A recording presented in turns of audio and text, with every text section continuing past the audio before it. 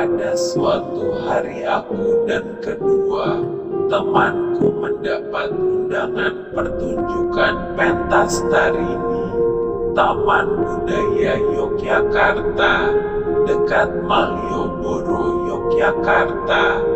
Sebagai mahasiswa jurusan tari, kami pun sangat tertarik untuk datang. Singkat cerita, sekitar jam 10 malam acara pentas itu berakhir.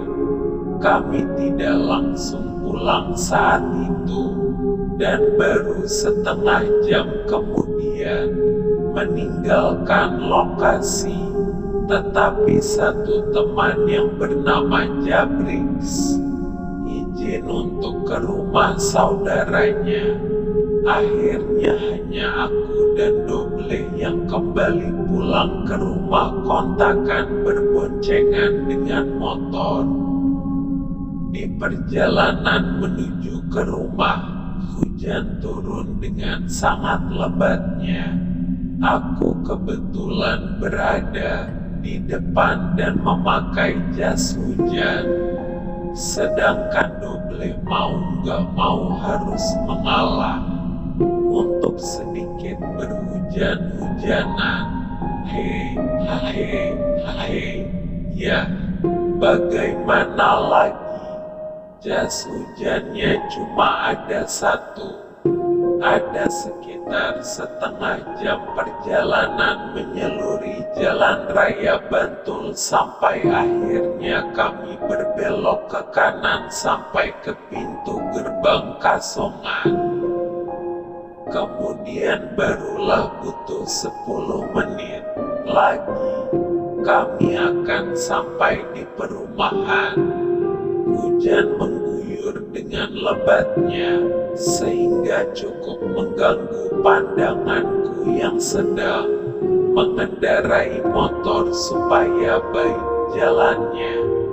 Dan kejadian aneh pun dimulai saat itu juga. Kami mulai memasuki daerah yang gelap, karena memang untuk menuju ke rumah harus melewati ladang-ladang yang jauh dari rumah-rumah penduduk. Apalagi daerah itu memang digunakan untuk menanam tebu, dan saat itu ladang-ladang itu baru selesai dipanen. Seharusnya kami melewati satu pohon beringin yang besar yang berdiri di pinggir sisi kanan jalan aspal, dan setelah itu baru berbelok ke kiri untuk sampai ke jalan masuk ke perumahan. Tapi entah kenapa saat itu aku dan Doble tidak melihat ada satu pohon beringin pun sebagai petunjuk jalan. Aneh saja, kami sudah berulang kali lewat sana, pasti sudah hafal loh. Tapi saat itu, kami berdua benar-benar tidak melihat pohon itu. Hujan benar-benar luar biasa mengguyur daerah itu. Sampai-sampai jalan yang kami lewati tergenang, dan juga ladang-ladang di sekitar kami berubah menjadi seperti kolam dalam ukuran besar. Akhirnya aku melihat ada jalan yang berbelok ke kiri yang kukira akan menuju ke jalan untuk menuju ke perumahan. Motorku berbelok dan tidak sampai beberapa detik kami berdua terjungkal bersama motor dan jatuh masuk ke parit yang biasa dibuat di pinggir ladang. Dan karena tergenang air tidak terlihat oleh kami pilihan jalan yang salah, aku dan Doble langsung menarik motor dari parit itu dan kembali ke jalan aspal. motor macet karena mesinnya terendam air dan kami pun basah kuyup. Perlu perjuangan dan bergantian untuk bisa kembali menghidupkan motor itu, dan untungnya mesin motor bisa hidup lagi. Walaupun kaki-kaki kami terasa mau copot karena harus menginjak kickstarter berulang-ulang, dan karena sudah basah kuyup, aku pun melepaskan jas hujan dan melipatnya.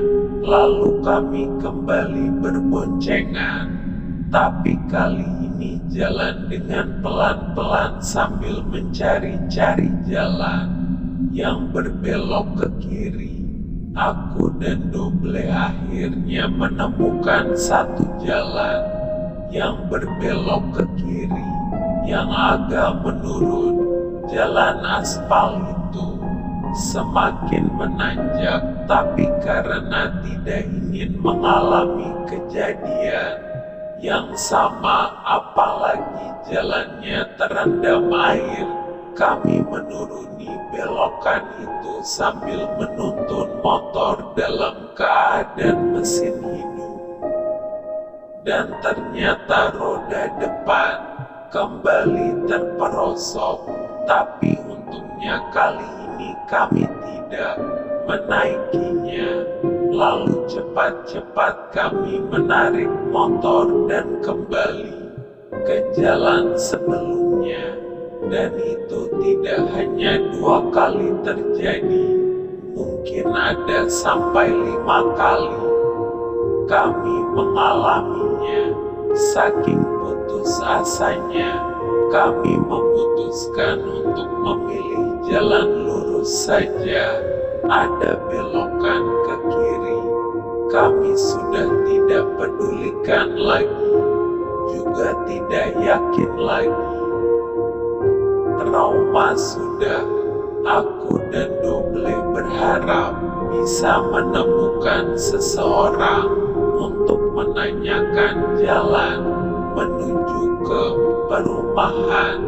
Dalam perjalanan menyelusuri jalan yang semakin lama semakin menanjak, motor berjalan dengan pelan-pelan.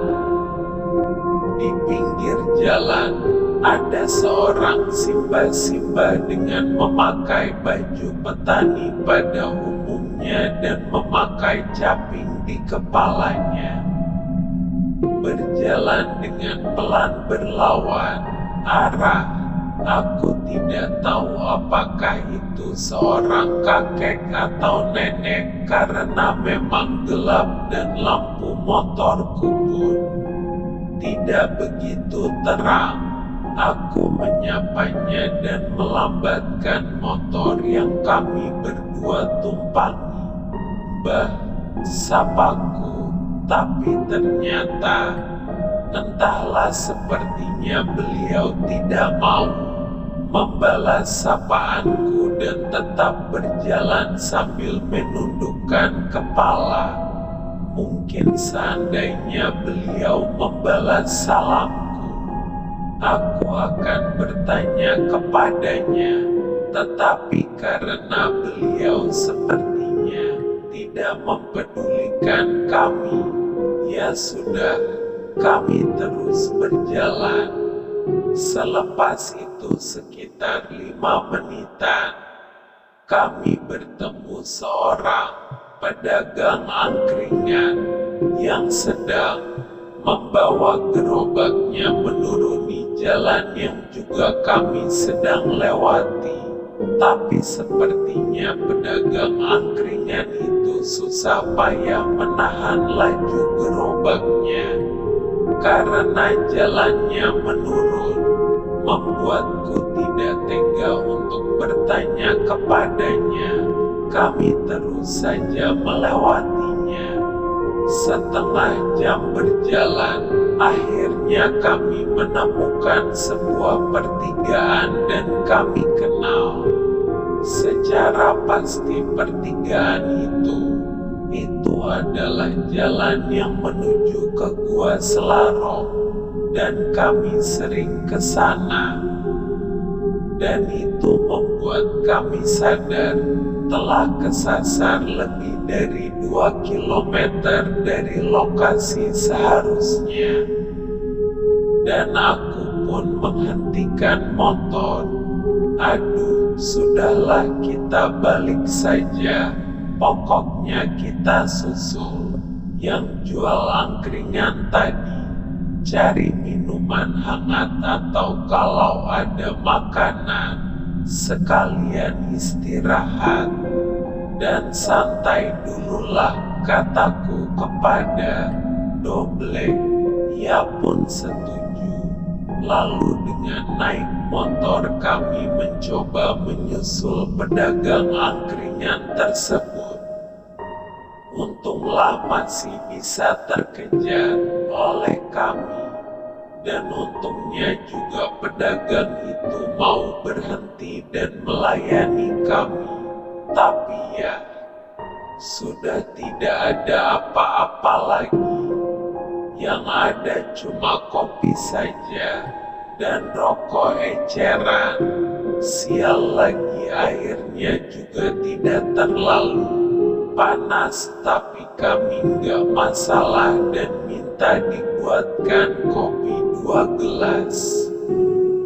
Pokoknya bisa bikin hangat badan sajalah dan istirahat sejenak. Si pedagang berbasa-basi menanyakan dari mana dan di mana rumah kami. Aku jawab kalau dari Taman Budaya Yogyakarta. Kami tinggal di rumah kontrakan di perumahan A. Maaf ku samarkan namanya.